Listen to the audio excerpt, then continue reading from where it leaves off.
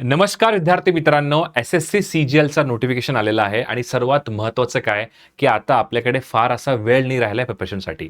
तर आज आपण ह्यासाठी डिस्कशन करणार आहोत की सी-जी-एलच्या या 2026च्या एक्झामसाठी रिझनिंगमध्ये 75 डेजचा स्टडी प्लॅन तुमचा काय असला पाहिजे याच्याबद्दल आज आपण डिस्कशन करूयात.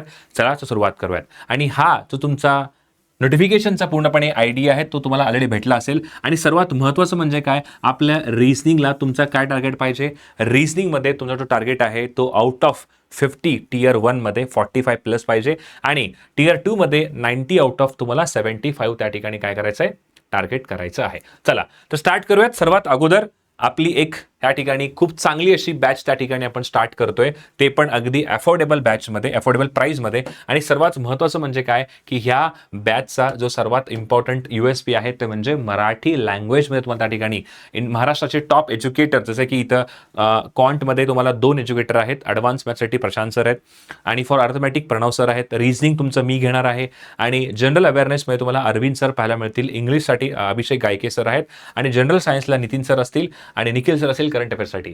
तर हा बॅचचा प्राइस आहे 4,999 रुपीज आणि इन्क्लुडिंग प्लस तुम्हाला GST ॲड करावं लागेल. आणि 8 जूनपासून जी आहे ती आपली बॅच या ठिकाणी सुरुवात होतीये. तर या बॅचबद्दल एकदा नक्की त्या ठिकाणी तुम्ही नंबरवरती कॉल करून विचारू शकता. आता सर्वात महत्त्वाचं काय आहे ते म्हणजे तुमचा फाउंडेशन. फेज 1 मध्ये आपण काय करणार आहोत. फेज 1 मध्ये आपला जो फोकस आहे तो हा असणार आहे की सर इम्पॉर्टंट जे सगळ्यात बेसिक चॅप्टर आहेत, analogy, classification, number, alphabet series, coding decoding, blood relation आणि डिस्टन्स अँड डायरेक्शन आणि रँकिंग अँड ऑर्डर, हे तुमचे बेसिक इम्पॉर्टंट जे चॅप्टर्स आहेत ह्याच्यावरती आपला पहिला जो आहे तो फोकस असणार आहे. आणि पहिल्या 25 दिवसामध्ये आपल्याला हे चॅप्टर जे आहेत ते 1 ते 2 दिवसात त्या ठिकाणी व्यवस्थितपणे लर्न करून त्या ठिकाणी काय करायचं आहे, प्रत्येक चॅप्टरचा कमीत कमी 100 क्वेश्चन प्रॅक्टिस व्हायला पाहिजे आणि 20 to 30 तुमचे PYQ एव्हरी चॅप्टरवर तुम्ही केलं पाहिजे, जेणेकरून पाठीमागच्या 5 ते 10 वर्षामध्ये कशा टाईपचे क्वेश्चन्स आले होते या चॅप्टरवरती तुम्हाला ते पाहायला मिळेल. आणि सर्वात महत्त्वाचं म्हणजे काय, तुम्हाला ह्या पहिल्या 25 दिवसामध्ये ॲटलिस्ट 80% जी आहे ती तुमची ॲक्युरसी बनवायची आहे, जेणेकरून तुम्हाला हा जो चॅप्टर आहे, हा जो कंप्लीट तुमचा पहिला फेज आहे, तुम्हाला बऱ्यापैकी जे आहेत 7 ते 10 क्वेश्चन्स त्या ठिकाणी बनवण्यासाठी ते नक्कीच त्या तुम्हाला मदत करेल. तर हा तुमचा पहिला फेज 1 जो आहे तो याच्यावर तुम्हाला फोकस करायचा आहे.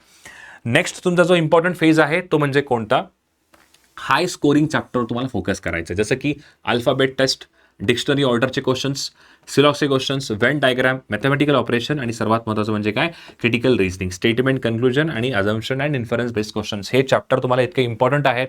ह्या चॅप्टरला तुम्हाला कमीत कमी 26 पासून ते 50 डेज म्हणजे 25 डेज तुम्हाला ह्या चॅप्टरला द्यायचे, जेणेकरून तुमचा बऱ्यापैकी जो हाय स्कोरिंग टॉपिक आहे तो कव्हर होईल टियर 1 साठी सुद्धा आणि टियर 2 साठी सुद्धा. आता इथे काय म्हणले, 120 क्वेश्चन्स अगेन तुम्हाला प्रॅक्टिस करायचे ह्याच प्रत्येक चॅप्टरचे आणि टॉपिक वाईज तुम्हाला टेस्ट द्यायला सुरुवात करायची आहे.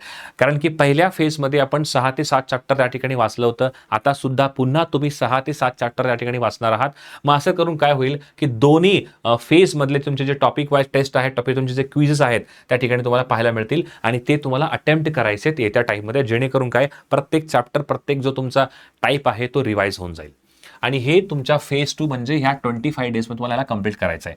CGLचे PYQ येणं फार इम्पॉर्टंट आहेत. पाठीमागच्या 10 वर्षाची PYQ या चॅप्टर तुम्ही जर अटेम्प्ट केलात, तुम्हाला समजेल की प्रत्येक चॅप्टर कसे क्वेश्चन्स त्या ठिकाणी घेऊन तुम्हाला येत आहे प्रत्येक एका विषयासाठी. ठीक आहे, ओके. तर हे तुमचं इम्पॉर्टंट असणार आहे.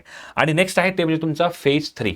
फेज 3 मध्ये काय करायचं आहे, जो तुमचा नॉन व्हर्बल आहे, जसं की ज्या ठिकाणी मिरर इमेजचा चॅप्टर असेल, वॉटर इमेज असेल, पेपर फोल्डिंग आहे, पेपर कटिंग आहे, एम्बेडेड फिगर असेल किंवा फिगर अॅनॉलॉजी असेल, फिगर क्लासिफिकेशन आहे, फिगर कम्प्लिशन आहे, डाईस आहे आणि क्यूब, हे तुमचे इम्पॉर्टंट जे नॉन व्हर्बलचे चॅप्टर आहेत ह्याला तुम्हाला येत्या 10 दिवसामध्ये कधी फ्रॉम 65 to 67 मतलब आसपास तुम्ही 10 डेजमध्ये ह्याला कव्हर करू शकता. ह्याच्यामध्ये आज काही जास्त लॉजिक लागत नाही, तुम्हाला फक्त पॅटर्न त्या ठिकाणी ओळखायचा आहे आणि हा तुमचा फोकस जो आहे तो असला पाहिजे. आणि इथं काय करायचं, तुम्हाला हळूहळू जे आहेत ते ॲडव्हान्स लेवल क्वेश्चन प्रॅक्टिस करायचे, ते तुमच्या टियर 2 साठी फार कामाला येणार आहेत. ओके, पुढे काय म्हणलंय, PYQ प्रिव्हियस इयर क्वेश्चन्स तुम्हाला त्या ठिकाणी अटेम्प्ट करायचे. का हे इम्पॉर्टंट काय आहे तुम्हाला सांगतो, ऐकून घ्या. बिकॉज हा PYQ इतकं इम्पॉर्टंट असतं, प्रत्येक एका तुमच्या टाईप ऑफ क्वेश्चन्स असेल किंवा प्रत्येक तुमचा जो टाईप ऑफ टॉपिक आहे तो तुम्हाला PYQ काय सांगतो की कशा प्रकारे क्वेश्चन्स तुम्हाला पाठीमागे विचारत होते. म्हणून काय तुमचे PYQ करणं फार इम्पॉर्टंट आहे. डेली टायमर बेस्ड प्रॅक्टिस तुमचं असणं गरजेचं आहे, बिकॉज टियर 1 मध्ये तुम्हाला 15 मिनिटाचा सेक्शनल त्या ठिकाणी टायमर लागलेला असतो.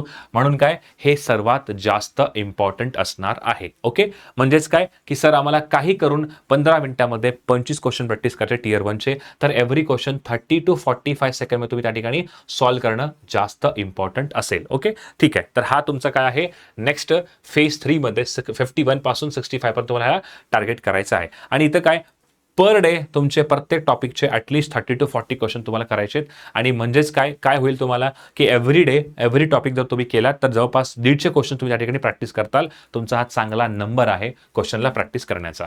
नेक्स्ट इम्पॉर्टंट आहे ते म्हणजे फेज 4, सगळ्यात शेवटच्या फेजला काय करायचं आहे. Linear arrangement, circular arrangement, floor based puzzle, box based puzzle आणि मिक्स्ड पझलचे सेट तुम्हाला त्या ठिकाणी प्रॅक्टिस करायचे आहेत शेवटच्या 10 दिवसामध्ये. बिकॉज ह्याच्यावर तुम्हाला कन्फ्युजिंग क्वेश्चन्स येतात. जर तुम्ही आतापर्यंत ह्याला वाचलं नसताल तर एकदा वाचून घ्या आणि शेवटच्या वेळेस तुम्हाला ह्यांची इंटेन्स प्रॅक्टिस करायचं आहे. आणि सोबतच तुम्हाला इथं सुरुवात करायचं आहे फुल लेंथ मॉक टेस्टसाठी, कारण की फुल लेंथ मॉक टेस्टच्या शिवाय तुम्हाला पेपरचा फील येणार नाही. एरर जे आहे ते तुमचे त्या ठिकाणी फाइंड आउट करायचे आहेत की हे टॉपिक्स अटेंड करत असताना, टेस्ट अटेंड करत असताना कुठल्या कुठल्या क्वेश्चन्समध्ये मला प्रॉब्लेम्स होतं, त्या ठिकाणी तुम्हाला ते पाहायचं आहे आणि ते तुमचा जो एरर आहे त्याला इम्प्रूव्ह करायचं येत्या टाईममध्ये. नेक्स्ट आहे PYQ मॅरेथॉन. ॲटलिस्ट पाठीमागच्या 5 वर्षाचे PYQ तुम्ही केलं पाहिजे ह्या तुमच्या 75 डेच्या टार्गेटमध्ये. प्रत्येक चॅप्टरचा तुम्हाला PYQ जो आहे तो त्या ठिकाणी आता बुक्सच्या फॉर्मॅटमध्ये अवेलेबल असतं. तिथून टॉपिकचा टेस्ट, टॉपिक निवडा आणि त्याच्या पाठीमागच्या 5 वर्षाचे PYQ त्या ठिकाणी अटेंड करणं फार इम्पॉर्टंट आहे. नेक्स्ट आहे शॉर्टकट ट्रिक्स, फॉर्म्युला नोट्स तुम्हाला मेंटेन करायचं आहे, कारण की जे काही तुम्हाला कळणार नाही, कुठला एखादा ट्रिक असला जो तुम्हाला लक्षात राहत नाही, ते ट्रिक तुम्हाला त्या लिहून ठेवायचं आहे आणि येत्या टाईममध्ये त्याला काय करायचं, तुम्हाला त्याला व्यवस्थितपणे त्या ठिकाणी प्रिपेअर करायचं आहे. ओके, नेक्स्ट आहे 500+ तुमचे मिक्स्ड क्वेश्चनचा रिव्हिजन होणं फार इम्पॉर्टंट आहे प्रत्येक एका त्या ठिकाणी चॅप्टरवरती. म्हणजेच काय, एक्झामला जायच्या आधी असे तुम्ही 4 ते 5 इंटेन्स सेशन करा, ज्यात प्रत्येक चॅप्टरचा मिनिमम 4 ते 5 क्वेश्चन्स, जे काही तुमचे सगळे चॅप्टर असेल ते 400-500 क्वेश्चनचा प्रॅक्टिस तुम्हाला केल्याशिवाय, असे 3 ते 4 तुमचे सेशन्स केल्याशिवाय तुम्हाला एक्झामला जायचं नाही आहे. ओके, म्हणून काय, हा तुमचा सर्वात इम्पॉर्टंट जो आहे तो त्या ठिकाणी टाईप असणार आहे. ओके, आता पुढे काय की टोटल जर तुमचा एक्झाम तुम्हाला क्रॅक करायची असेल CGLची, तर तुमचा गोल काय पाहिजे सर, 8000 तुमचे क्वेश्चन्स जे आहेत ते प्रॅक्टिस होणं फार इम्पॉर्टंट आहे.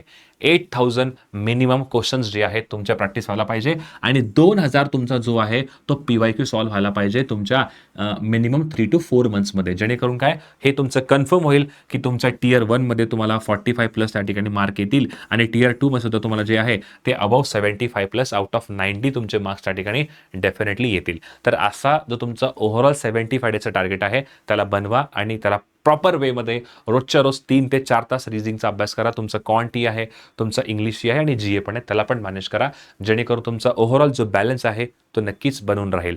भेटूयात पुढच्या व्हिडिओमध्ये. Thank you so much. Bye, take care.